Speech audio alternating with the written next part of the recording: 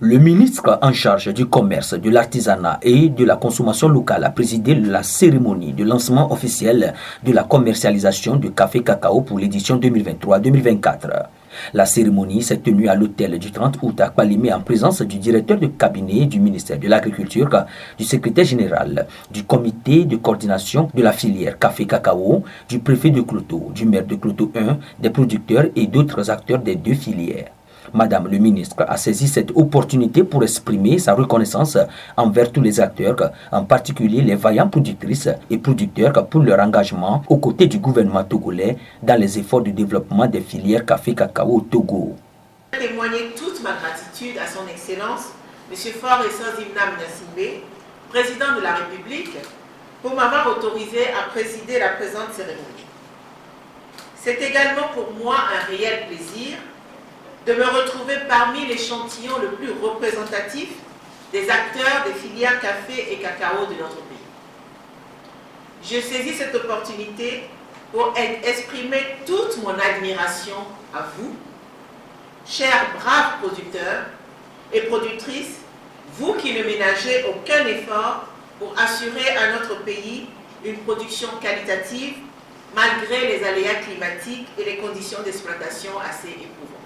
La transformation de nos produits en général et celle du café cacao en particulier est de nature à apporter une valeur ajoutée à nos deux produits et à favoriser de meilleurs prix à payer à nos braves productrices et producteurs. C'est pour cette raison que j'encourage vivement le CCFCC à persévérer dans les efforts déjà consentis pour soutenir les initiatives privées engagées dans la promotion de la transformation et de la consommation locale du café.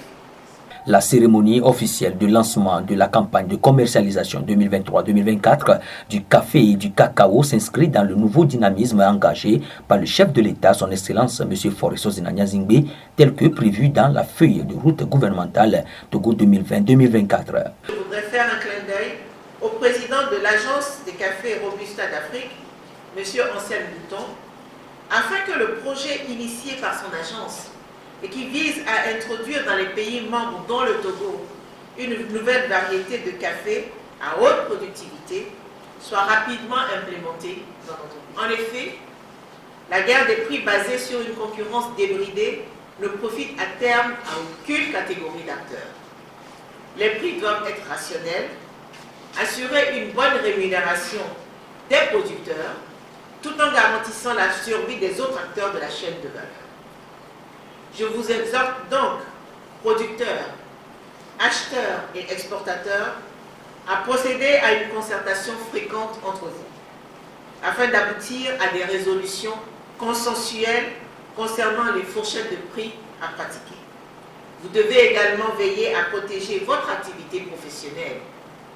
Je veux dire votre gagne-pain des intrusions d'opérateurs opportunistes non professionnels.